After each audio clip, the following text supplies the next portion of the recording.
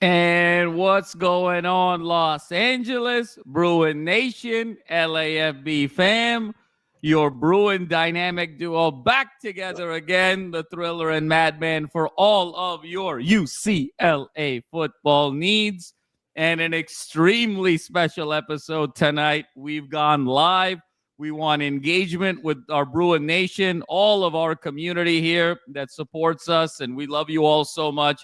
Cannot wait for this discussion. We got our guy. We've been talking about it for weeks. We've been talking about it for months. We got our guy. Mr. Bob Chesney arrives in Westwood to revive the UCLA football program, and we're going to get all into it.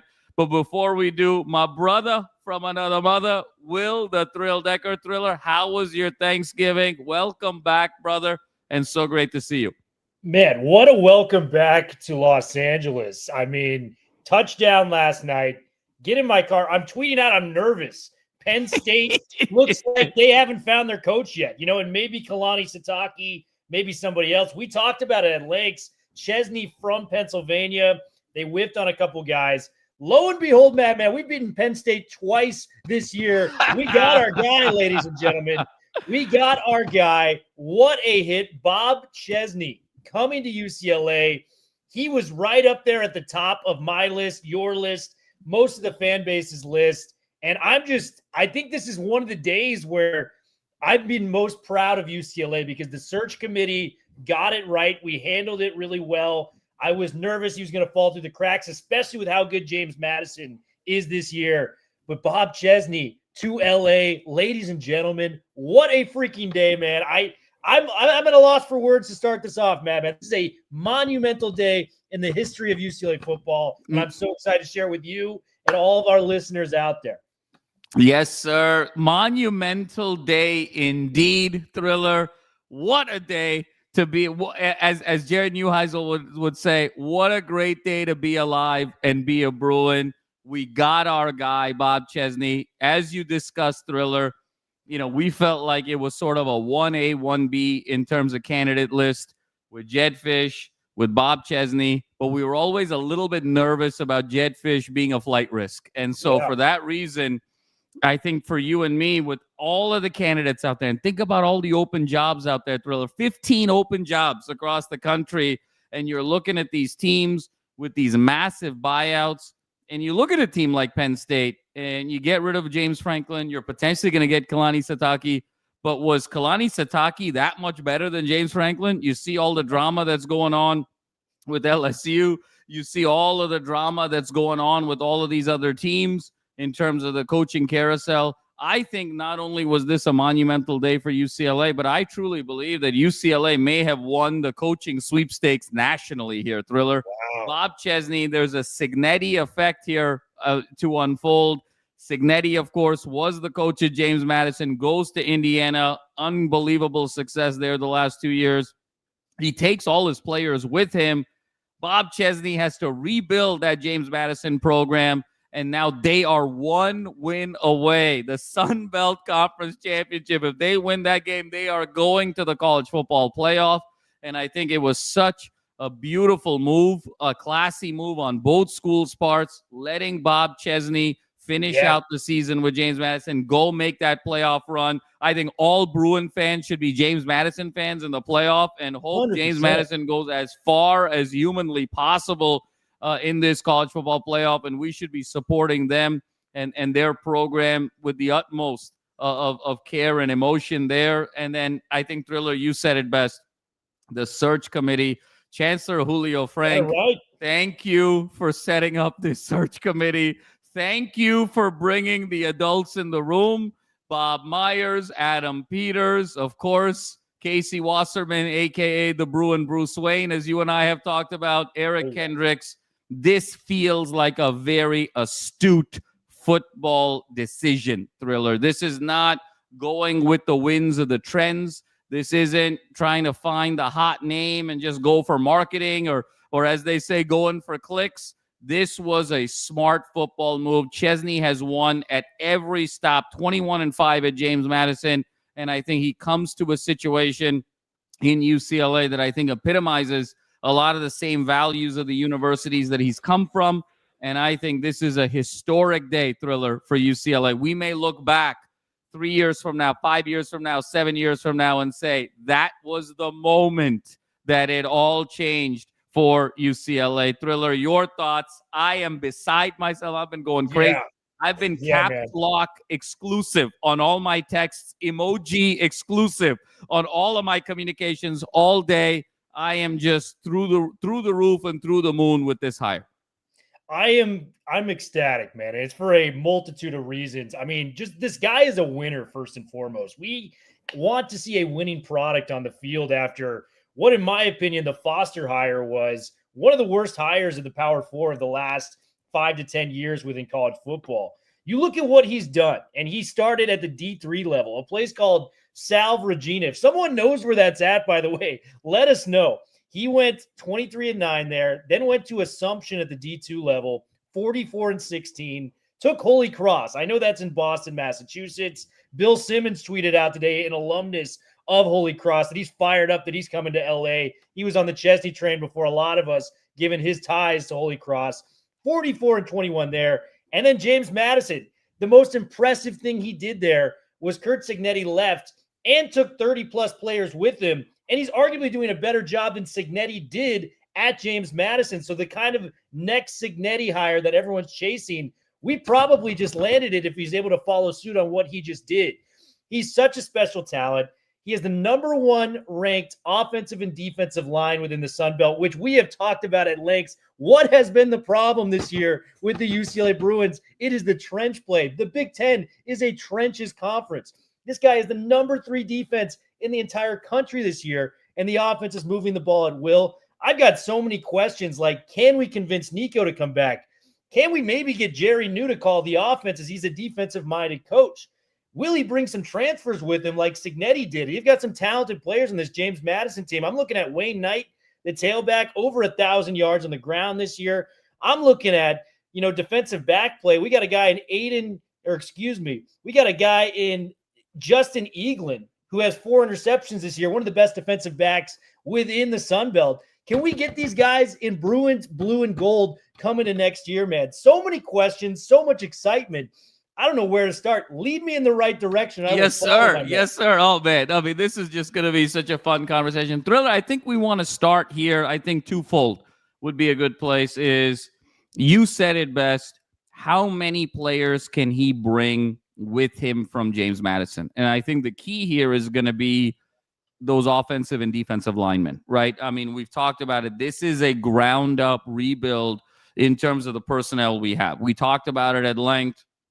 For all the struggles the offensive line has had, particularly these last 2 years, you lose Ford to graduation. You lose DiGiorgio to graduation. You lose Unije to graduation. So even just from a depth perspective, you are needing to infiltrate that group pretty significantly. And then you look at it from a defensive line standpoint, again, for all the struggles we've had, inability to set the edge, inability to get sacks, inability to create pressure, both from a run and pass perspective. Keanu's gone. Gary Smith III is gone. We're losing Busic. We're losing Keyshawn Bennett. We're losing guys that have been kind of key cogs to the wheel, Apu, to this operation. So I think the key here for Chesney, job number 1 would be to bring as many guys as he can on the offensive and defensive lines to this roster, because you've got a continuity. You've got a chemistry with each other as well as with the head coach and the principals. He can it's almost a drag and drop. And I think what we're seeing in college football today, with all of the transition, with NIL, with the transfer portal, there's kind of a chemistry issue that is lacking in college football. It's very similar, Thriller, to what we saw at the peak of the one and done era in college basketball. I think in the 2010s, we're seeing it. And so what did you see in the peak of the 2010s in college basketball? Schools like Butler making a run. Schools like VCU making a run. It wasn't everyone that was getting the blue chip guys. It was the teams that had the best chemistry and cohesiveness together. And I think Cignetti has proven that the last 2 years at Indiana by bringing all his players. So I think job number 1, Thriller, is can he bring the critical mass of players from James Madison to UCLA, particularly in the trenches, and we can kind of get popping again. And then number two is that sales job to Nico, because if you can get Nico, I mean, just think if Nico has a functioning offensive line here, Thriller, with his ability to be mobile, with his arm talent, and just his leadership and his toughness that he's shown all year, you're actually giving him a shot to truly showcase his ability of being a superstar. Ben Bolch called him a superstar, surefire superstar this year. It didn't materialize because of the line, but we've all seen that talent. So I think job 1 and 2, Thriller, for me, for Chesney, bring as much of a critical mass as you can from James Madison, particularly offensive and defensive line. Convince Nico to stay with this momentum, and you got something right away. Your thoughts on that?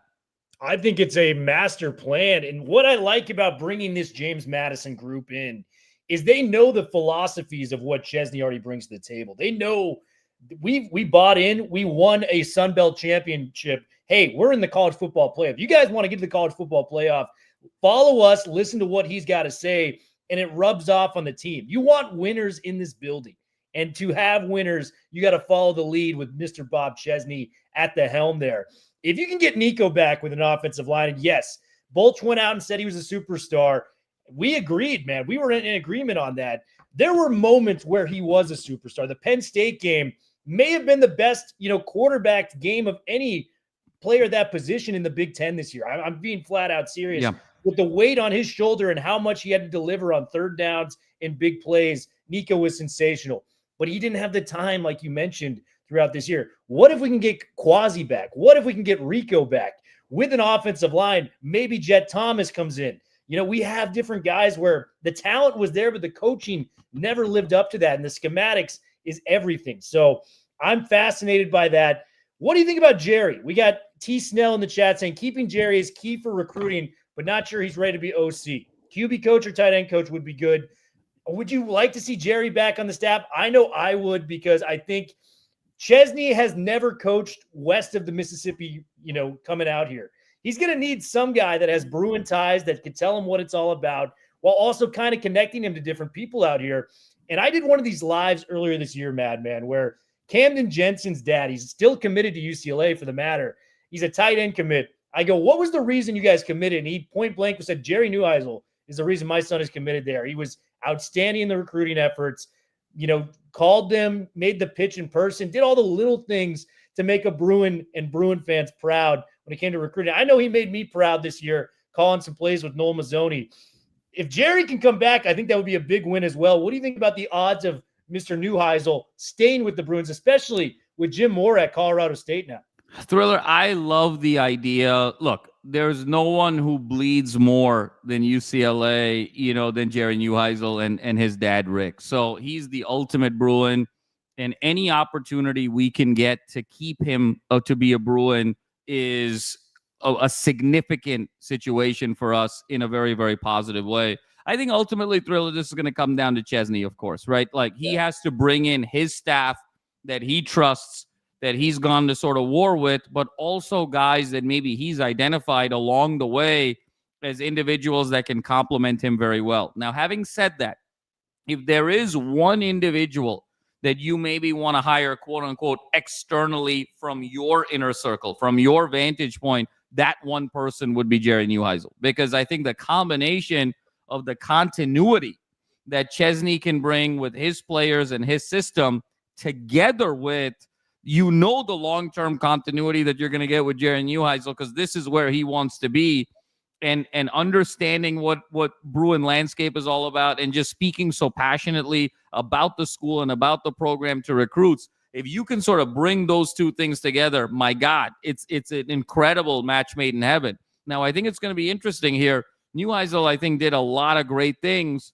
I think personally he's ready to be an offensive coordinator. I think, again, we have to sort of go back and look at just the state of the offensive line. When you don't have a legitimate Power 4 offensive line, it is very difficult to do anything. As a quarterback, as an offensive coordinator, as a play caller, as a head coach, it's just very, very challenging. And so Jerry, I think, Jerry called a great game against SC, by the way. Let's sort of talk about that. Yeah. I thought he did a great job in terms of running the ball, in terms of the bubble screens. Time of possession was fantastic.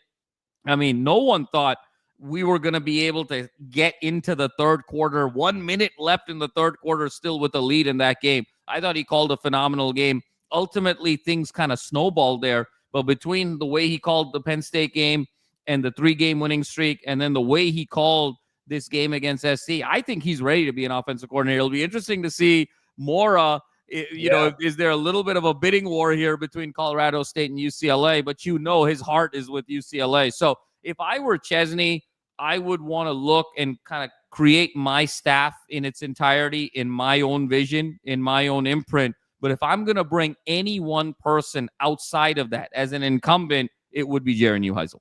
Yeah, completely agree on that front. The 4th and 1 call, by the way, I got to touch on this SC game because we haven't talked about it.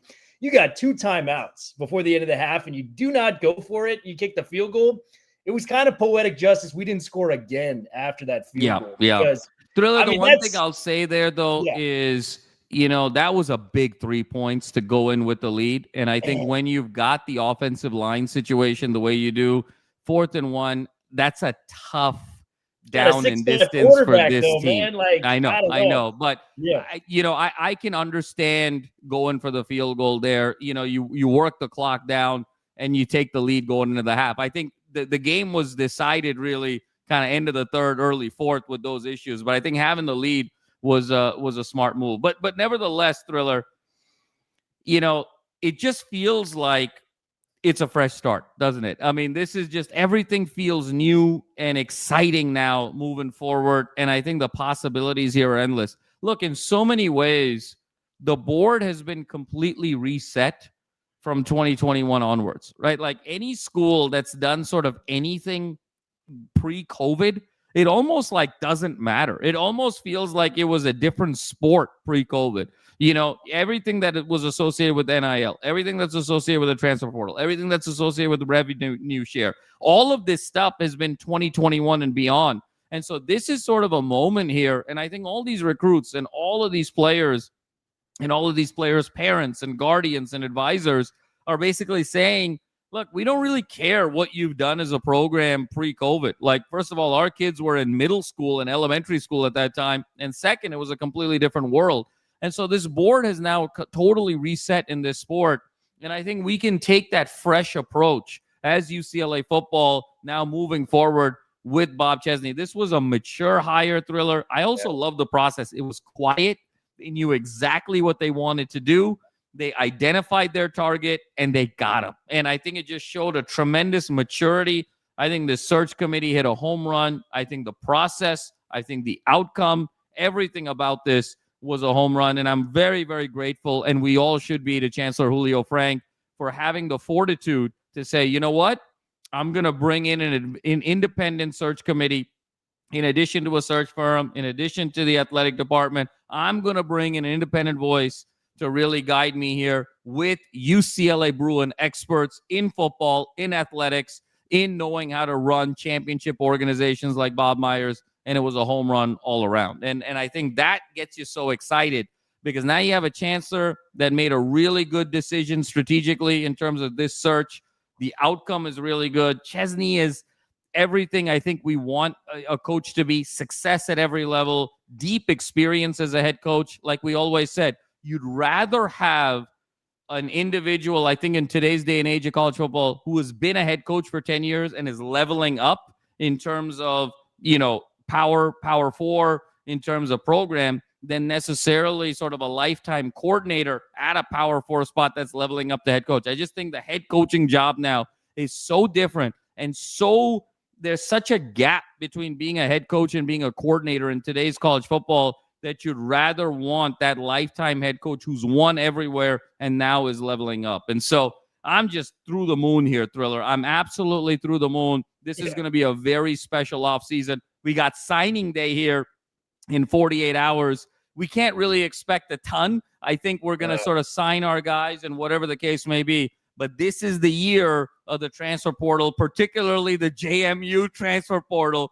is what this roster can potentially be in 2026. And then we build from there.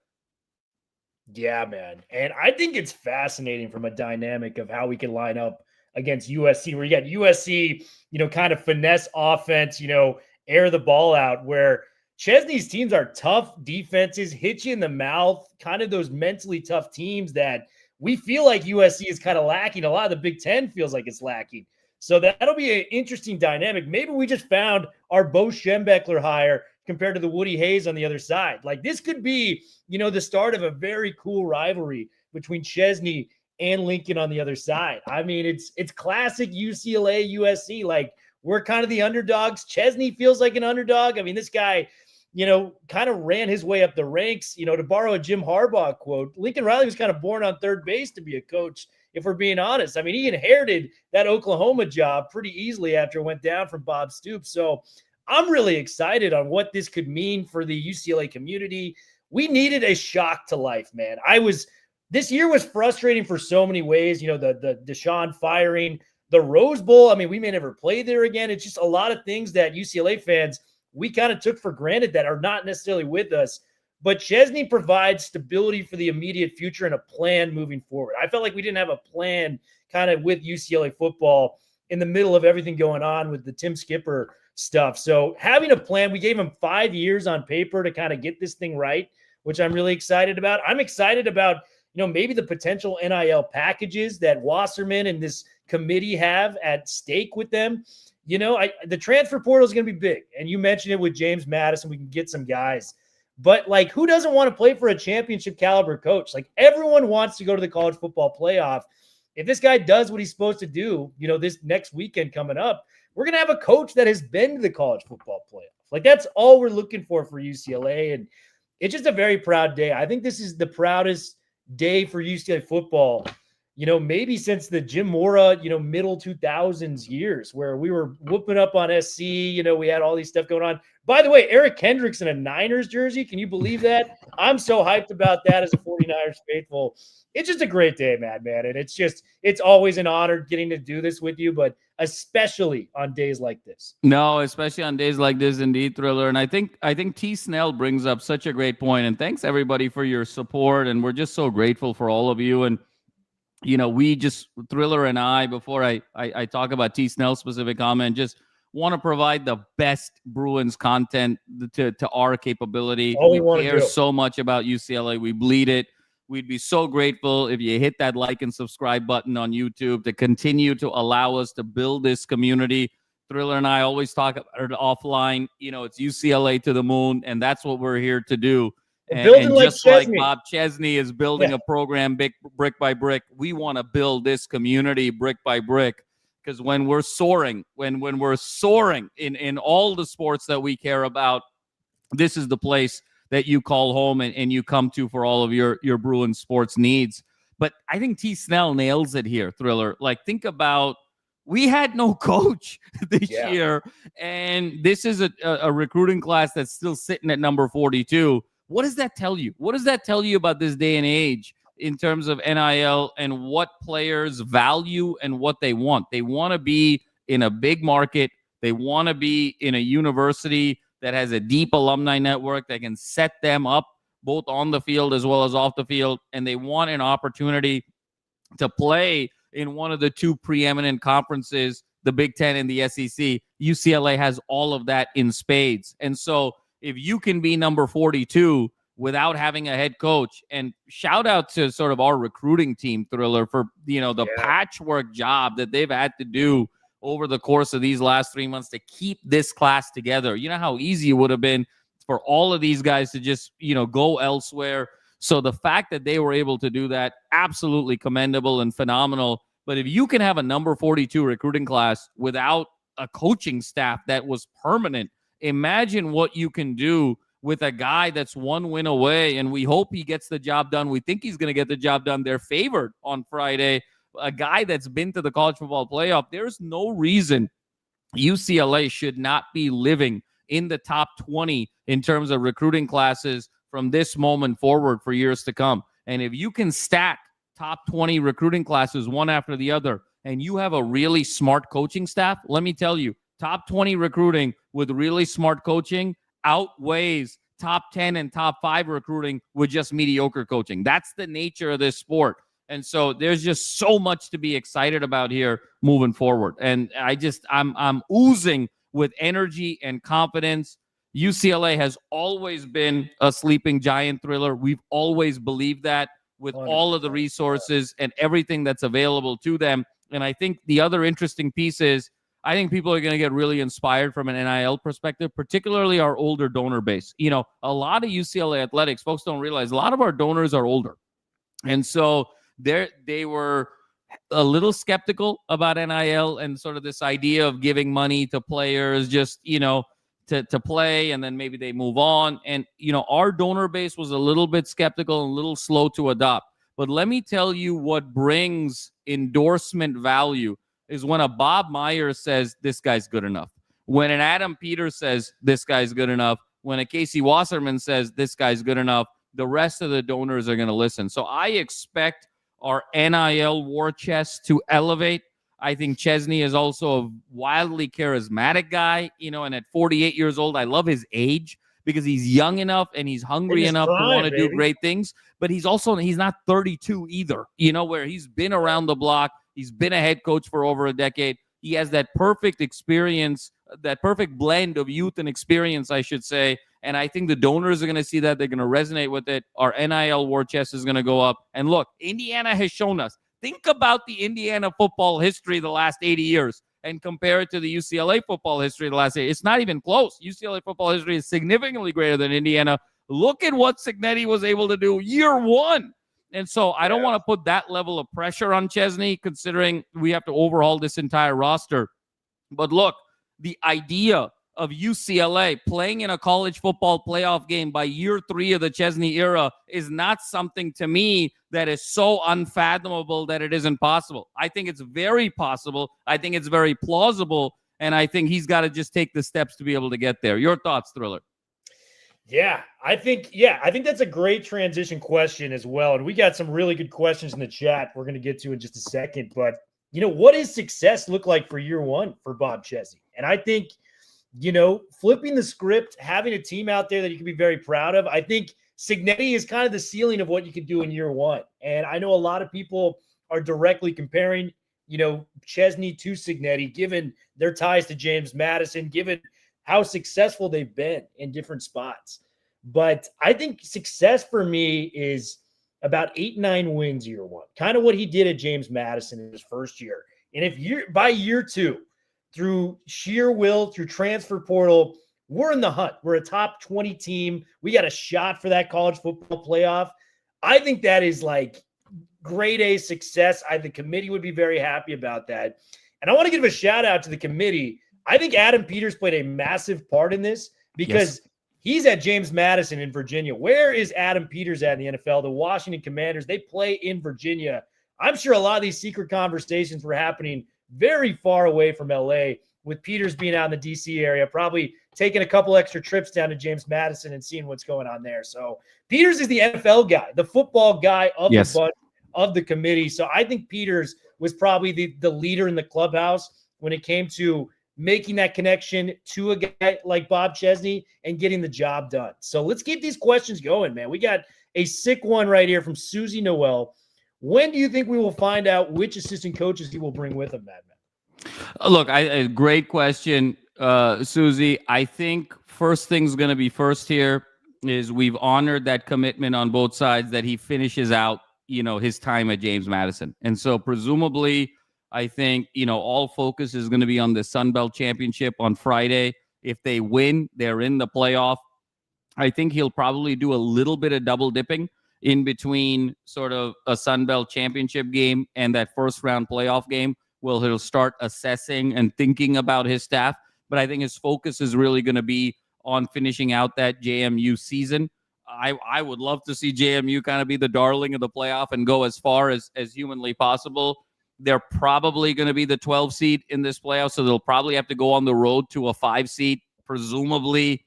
It might even be, or they might have to go play Oregon, actually. It might be JMU Oregon in that first round, which would be kind of insane. The Big Ten. Yeah, exactly. It'd be an intro to the Big Ten for Chesney right away. Let's assume they lose that game. I would expect a staff to be in place 48 to 72 hours after kind of JMU season ends. So I would expect it to be kind of a mid-December timeline of when, he has his sort of staff in place, which is just in time then for that transfer portal window and to really hit things hard. Thriller, your thoughts? Yeah, I think he probably has a very clear idea of the first phone calls he's going to make. And I know James Madison has to replace, their head coach now. So maybe one of the assistants takes the job at James Madison. It'd be a pretty flawless plan. I mean, you've seen what he can do there. But I'm hoping he gets his guys, the guys that he feels most confident, the guys he's ready to run out to war with on Saturday afternoon for the UCLA Bruins, whether that's at the Rose Bowl or SoFi Stadium. I'm just hoping he brings in some intellect, some smart people, and really kind of, is open to people on the West Coast too, because he's going to a very new geography area. And, I think if we could point to one area where Lincoln Riley struggled, it was, and Chip Kelly for that matter, right? They didn't really get out and recruit within the area early. I think that would be a piece of advice if Chesney or anyone, is asking for that. That would be my number one piece, is like, make yourself an Angelino, make yourself a part of the LA community, get out here, run camps, meet coaches, meet recruits, and good things will happen if you put out winning products, man. So I think the sky's the limit for that, man. And we got another freaking question right here. Guys, you guys are awesome, by the way. We got like 177 people in here. Keep the questions coming, by the way, guys. We're having a blast. And Thriller, while you're pulling up the next question, the thoughts on, what does success look like for Chesney year one? You talked about 8 to 9 wins. I think that would be lofty. I think it would depend on who all comes back. I think if he can get 35, 40 guys from James Madison, including the bulk of the offensive and defensive line, and he can get Nico back, I think then, yes, 8 to 9 wins is very much, I think, in the cards next year. I would be very pleased year one if you're at about 7 and you get to a bowl game. If I think he can get to a bowl game year one, that would be a great success. And then that now becomes that building block for year 2 and beyond, because we always forget, right? Our season's over right now. The thing the bowl game gets you is a couple things. Number one is it gets you those additional 15 practices for next year's roster to get even more reps, to get even more confidence, to get even more seasoning. Number two, it keeps you in that national spotlight, depending on the bowl game that you're at, for 2-3 weeks longer, leading into, signing day, leading into the transfer portal window. So it really aids and helps with recruiting. So it's very much a domino effect that if you can make that bowl game, even if it's not college football playoff appearance, which a lot of teams right now are like, hey, if it's college football playoff or bust, I think if you can make that bowl game, it just gets you so much extra time with your team to build out your roster, but it also gets you that visibility. So to me, Thriller, if he can get to 7 wins, get into a bowl game, make some noise in the bowl game, I think that would be a huge first season, great first step, and then you sort of build from there. And we got 49ers Rock 30 for recruiting. Do you think we hit Penn, Hotbed, and West Coast recruiting together with Chesney? Yeah, I mean, Thriller, I think you said it best, right? I think there's a really nice balance here. I think you have to sort of take a national perspective to recruiting. But look, at the end of the day, it's California, Texas, Florida, Georgia, Louisiana. Those 5 states basically make up, I would argue, 80% of the top end talent in the entire country. And so the fact that you have one of those 5 hotbeds in your backyard, you have to take advantage of it. And you have to sort of look at it from this perspective. You have the number 1 high school team in America in modern day in the backyard. You have the number 2 high school team in America, traditionally in St. John's Bosco, in the backyard. You have 8 to 10 of the top 35 programs in high school football. When you throw in all of, Mission Viejo, Rancho Santa Margarita, all of those Inland Empire teams and those Orange County teams, you have an incredible recruiting pipeline here in SoCal. You have to go and exploit that. You have to go build your territories in SoCal, and then whatever gaps there are from there, then you need to sort of leverage your network in Pennsylvania, in the Northeast, and bring it home. But this is an inherent advantage here for UCLA. That's why UCLA should never be outside of the top 20 in today's day and age in terms of recruiting. And I think Chesney is going to really dial that up.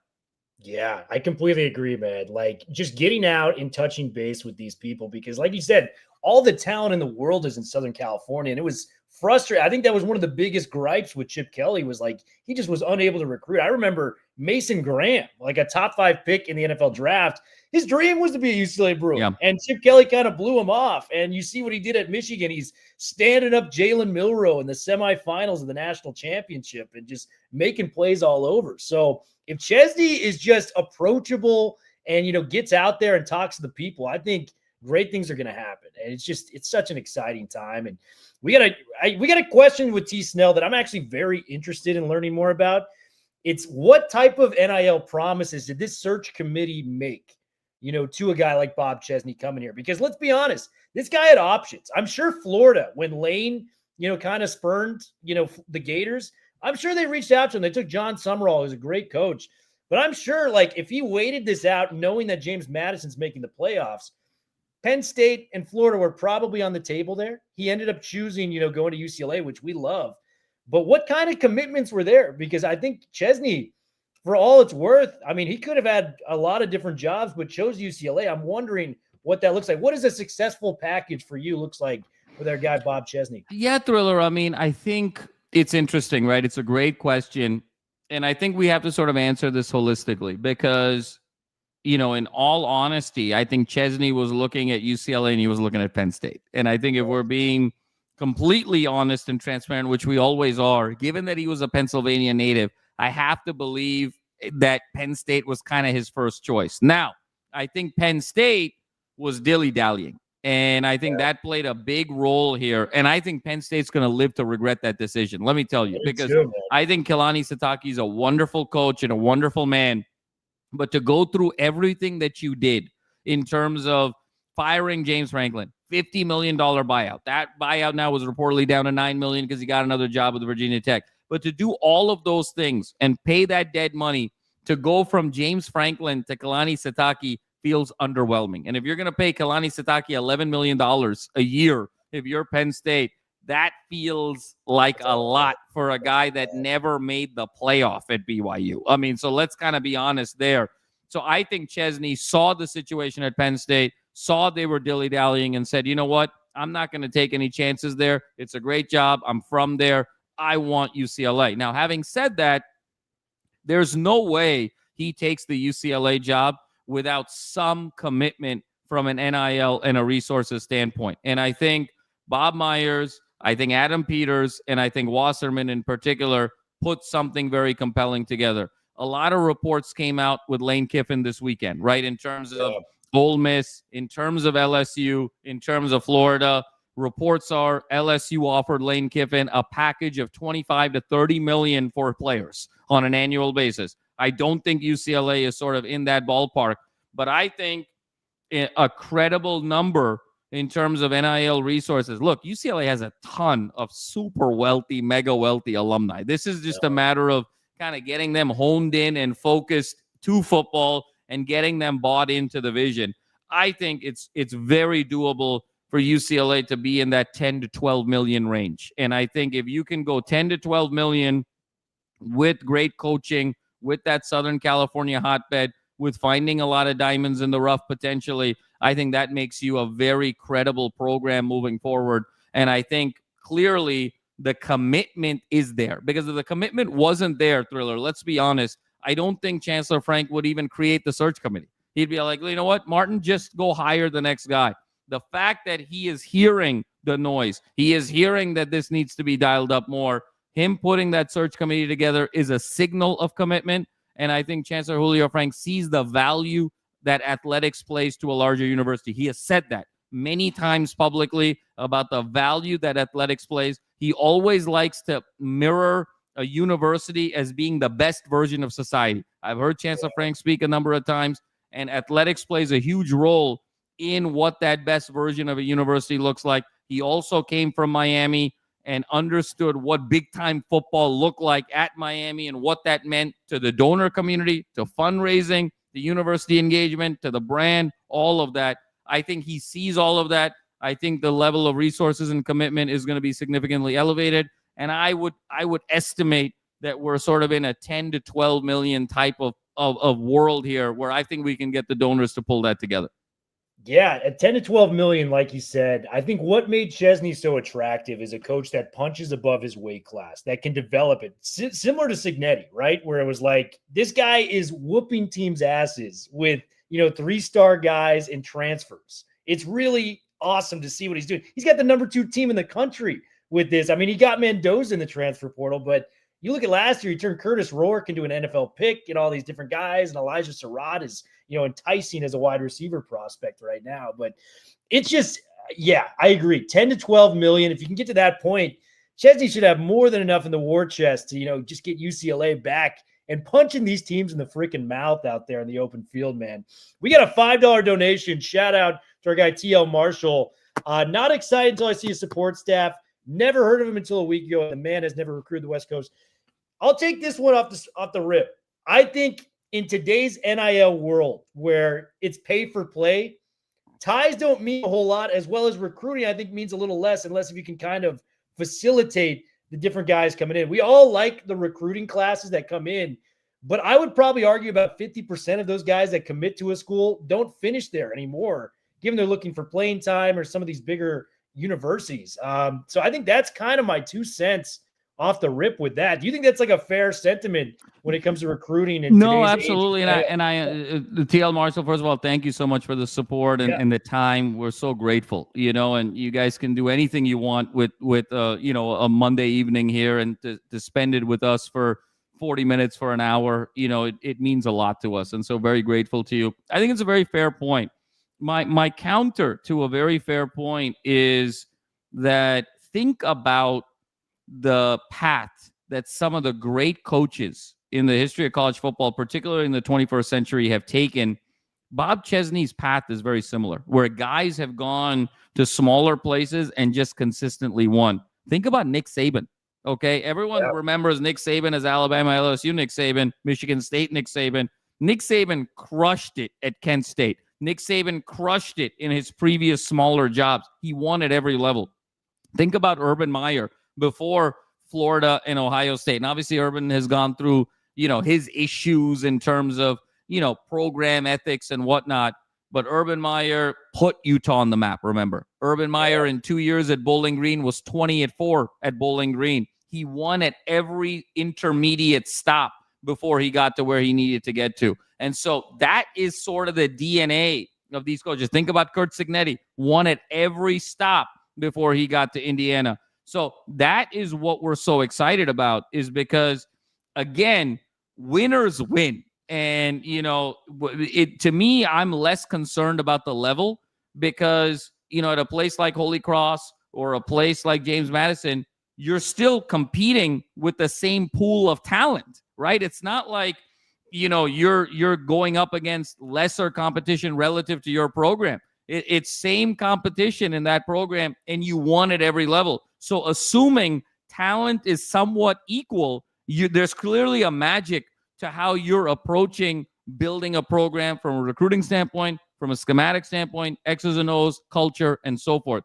So he's followed that blueprint of the most successful coaches in this day and age versus the big splashy coordinator at, some big time program. And those guys don't always translate to great head coaches because of a fundamentally different skill set. So the fact that he's had the same skill set and won at every level, that's what Saban did. That's what Urban did. That's what Cignetti did. That's what the best coaches in college, that's what Harbaugh did. Think about Jim Harbaugh at Stanford. Think about Jim Harbaugh before Stanford was University of San Diego. Think about his 2-3 year run at San Diego. He won at every level. The guys that win at every level can win at the highest of levels because assuming the talent is equal, it's what they bring to the table. And I think that's why we're so excited. Man, I can't lie to you. When you dropped Urban Meyer's name, my mind just went blank. Because if we get the next Urban Meyer out of this, man, I am like through the roof. I'm so freaking excited. We had a couple other donations. We got 49ers Rock coming back in here. UCLA football finally back. Horrible season worthy.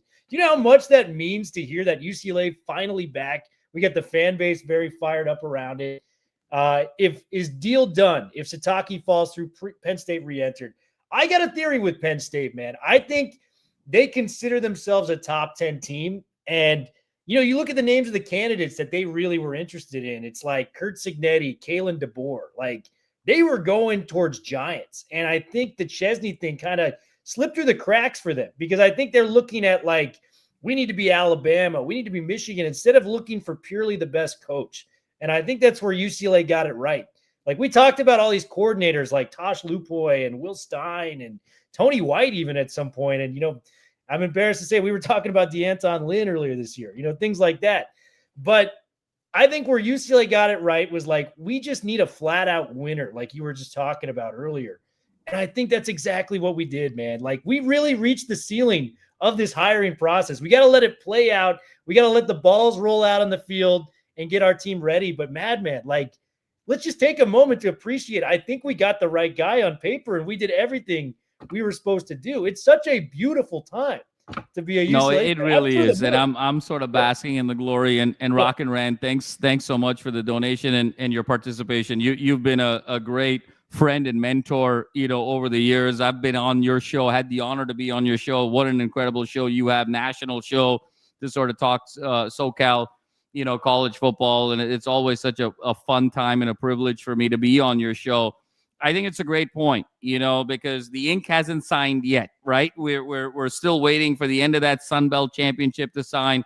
Yeah. Penn State's kind of in a frenzy with Sataki. The one thing I'll say that gives me a lot of confidence, and it may be idealism, it may be naivete, but I just love the way Chesney has sort of approached this whole process, because he was asked questions at JMU about, the possibility of another job. And he said, look, I'm just being very transparent that teams have called. Teams are interested. I do have an agent. There are some potentially life-changing decisions that I have to make.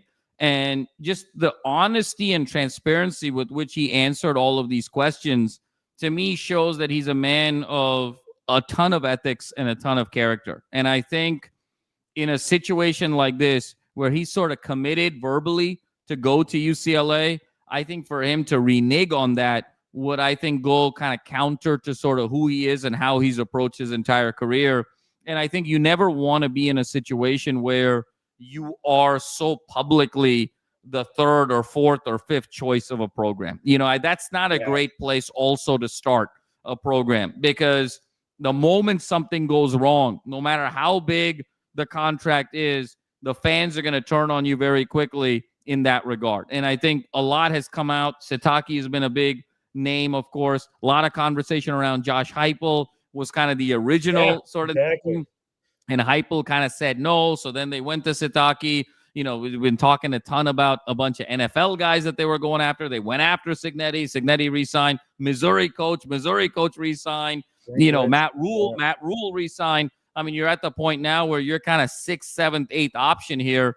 And being the 6th, 7th, 8th option at a program versus being the top choice of another program, I think that's something that, money can't really buy. And these guys are all making several millions of dollars a year. There's really not a lot of difference in your life if you're making like $7 million a year versus $11 million a year. There's nothing you can buy with $11 million a year that you can't buy with $7 million a year. I think for all of those reasons, even though the ink has not dried, and in this day and age, you need that ink to dry, I'm very confident that this goes through. I think Ole Miss fans are telling you the same thing when it comes to Lane Kiffin leaving for LSU. A couple extra million doesn't make that much of a difference, out there. Man, shout out to Eddie Westside, another $5 donation. By the way, guys, we got about 5 minutes left on this, so get your questions in. We've been here for 55 minutes. I would talk all night if you guys wanted us to.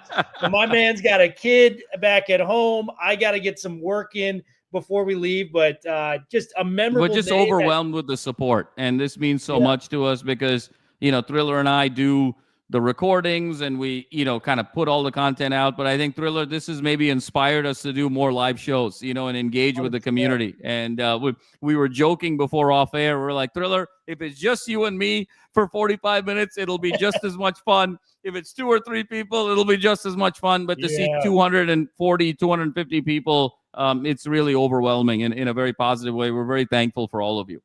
Special time, man. Yeah. And just a day that will live long in the hearts of UCLA fans. We got our guy, Eddie Westside. Love this hire. Will we lose more transfers out following Scooter? Hope Chesney can retain everyone, including Nico, on top of the guys he brings over. Scooter Jackson was a good player, man. That one sucks. Yep. I think, when the secondary was humming, I felt like he was arguably the brightest spot of the group. He was the guy that was getting all the interceptions, making the big plays to kind of inject life into this ball club, if you will. So it's never easy to lose a guy like Scooter, but with any coaching change, you got to expect out with the old, in with the new type of scenario. So I'm just hoping that we get, we replace these guys with guys that Chesney envisions to have success at UCLA. And if we could do that with what we know with Chesney and how much he's been a winner, I think it's going to be good things. I saw Roderick Pleasance kind of weighing his options right now. I hope maybe he wants to stay, but if not, I think we'll find our answer soon. Nico's the biggest of them all, because I think if we can get Nico back, like you said, with a new offensive line, hopefully coming in and some more NIL money to kind of splash around with this new package and the, stability of a 5-year plan with Coach Bob Chesney, I think we can really make a run at like what you were saying with that 8-9 win mark. So I think there's some really good stuff there. But yeah, man, what do you think? I think, the reality also, the situation, so well said, Thriller, is a guy like Scooter Jackson, played himself into a bigger NIL deal, and I think that's sometimes what happens, when you're at a program that's sort of middle of the pack or struggling a particular year, and you have a player that plays exceptionally well, as Scooter Jackson did, led the team in interceptions, ton of pass breakups, got into the tackle game, did a lot of different things, was great in pass coverage, was in the box, showed a ton of versatility. Those are the guys that now, for a contending team that's a top 5, top 8, top 10, top 12 team that's on the cusp of the playoff or on the cusp of going deep in the playoff, and they're 1 or 2 pieces away, that's the perfect guy to add and bring a big-time NIL package to. And that's just sort of the reality of the college football world that we're living in today. So you're going to have, I would anticipate, a few more players that maybe follow that sort of profile of having played really well and maybe could be the missing pieces to a team that's really on the cusp of a national championship.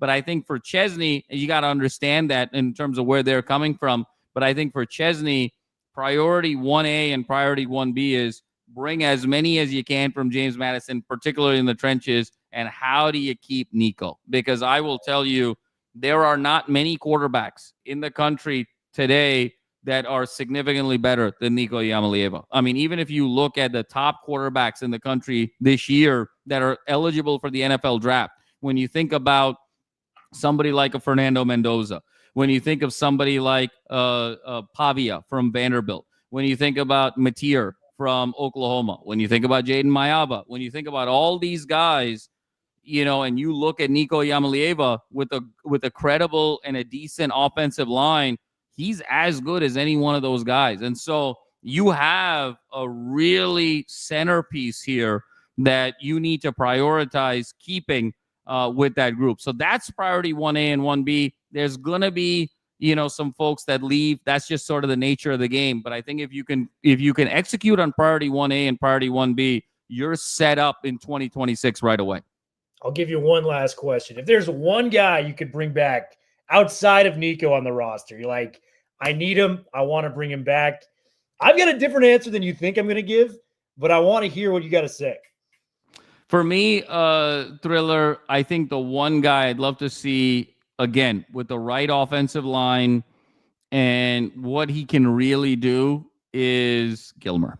I'd love to have Quasi back. And I think if you get Nico back with Quasi, because everyone forgets, like, go back and look, Thriller, I know you have a ton, but to our audience, go back and take a look at the Nico highlights from Tennessee from 2 years ago and how many true deep shots he took at Tennessee. And we never really saw that at UCLA this year because he just didn't have enough time to be able to sort of, take a 5-step drop, take a 7-step drop, and really cut it loose. Go back and see that arm talent because it's there. And I think a guy like Gilmer, see the deep balls that Gilmer caught, in the 24 season from Garbers. And, if you're able to sort of put those two things together, it's a match made in heaven. And then guys like Flores and then guys like potentially Matthews can play that slot role and play that intermediate role off of that. And now you've got an offense that's really humming and straining on all 3 levels of the defense. Yeah, and man, when you mentioned Ethan Garbers, it feels like 10 years ago now that Ethan Garbers played, given everything that's happened with UCLA football. My surprising pick, I've seen some flashes from this guy. We were talking about the depleted defensive line coming in next year. Why not run it back with Anthony Jones one more time, man? For sure. You know, the sack he had against USC to kind of close that first half, I thought was electric. He's had some flash plays. You know, he played his alma mater, Michigan State. Granted, he's had 2 defensive coordinators this year, maybe year 2 with a defensive-minded head coach, and a great one at that, Bob Chesney. We mentioned he's number 3 in PFF in defense for the entire D1 college football world. I'd love to see a talent like Anthony Jones get mentored by a defensive mind like our guy, Bob Chesney. So that's kind of my pick, guys. But we just want to give a shout-out to everyone involved, man. This was so much fun. Madman kind of touched on it. I think we're going to do a lot more lives in here, given what we could see. You guys are literally the freaking best. Guys, bookmark this day. Today is the day that history happened for UCLA football, and we turn it all around. We're going to go back to the top, guys, and Madman and I are going to have you covered all along the way. Sleep tight tonight, guys. I'm going to sleep like an angel. It's going to be amazing. Sleep like an angel, Thriller. We're going to sleep so well. 12/1/25. Remember it. December 1st, 2025. The day it all turned for us moving forward. 3 years from now, 5 years from now, 7 years from now, we're going to close the show with what we always say, but we're going to say it louder and we're going to say it prouder because this is a very, very special day. Be loud, be proud, be passionate, Bruins. And like we always say, 4 is up forever, baby. And take care. Christmas came early. Yes, sir.